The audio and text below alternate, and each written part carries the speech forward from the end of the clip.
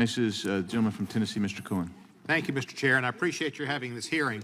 I probably spent as much time on any issue other than Mr. Trump's misconduct over the course of his presidency on the subject of commutations and pardons.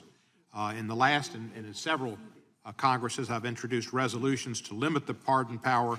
I know it takes a constitutional amendment to do it, but that's the only way you can do it, really. I mean, there's the idea of having a panel is a good idea if the president would abide by it. My joint resolution, which I'd introduce and reintroduce this year, because if it's good for the goose, it's good for the gander. If it's good for Trump, it's good for Biden. It wasn't about Trump. It was about the fact that the system should be fair. Would have not allowed a president to pardon himself or herself, any family member up to a third degree of relation of the president or the spouse thereof, any current or former member of the administration, any person who worked on the president's presidential campaign as a paid employee, any person or entity even if for an offense that was motivated by directors and significant personal or pecuniary interest of any of the foregoing persons, and any person or entity for an offense that was at the direction of or the coordination with the president. I think we should that bill should come up for a hearing and for a markup, and that's what I think is the appropriate response. What happened in this case, some of the cases with the President Trump, as I understand it, and I only picked this up during the January 6 hearings, Mr. Kushner said that he was not really aware of what was going on in the White House on January 6th or immediately there days before, because he was totally involved in dealing with the pardons. That was Kushner's job at that time, was dealing with pardons. That was shocking to me. Jared Kushner's not a lawyer. His experience with the system is his father had been convicted and was in jail, and I think his father got, through the recommendation of Mr. Kushner, a pardon. I may be wrong on that, but I believe that's correct. Mr. Osler, do you know, did Kushner's father get a pardon? I believe that he did, and yeah. I'd like to speak briefly to what you're talking about. I think that sure.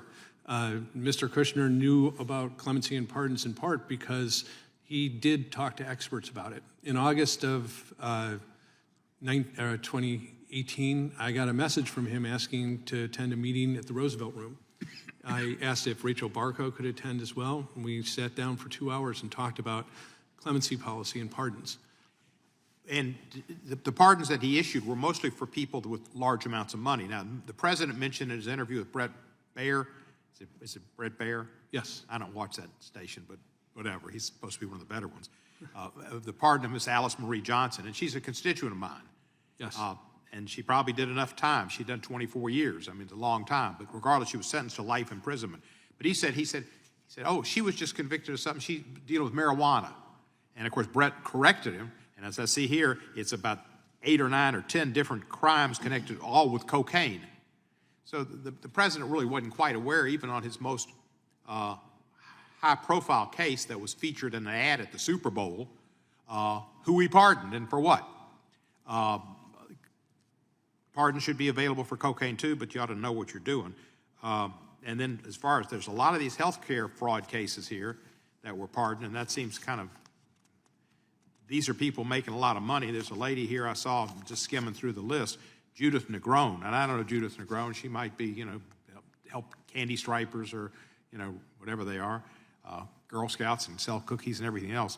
She is sentenced to 420 months imprisonment and had an $87 million restitution. $87 million in restitution. She must have been a pretty active criminal. And she got a pardon. Conspiracy to commit health care fraud. That's a serious thing, health care fraud. And that's what this gentleman was doing. Well, I can say we're both former federal prosecutors, and we know that the way that the amount of loss can be calculated can take in a lot for the person didn't do individually. I believe that Ms. Negron was someone that was vouched for by Alice Marie Johnson. Am I correct about that, Mr. Coleman? And who she had known in prison, and she vouched for her reformation.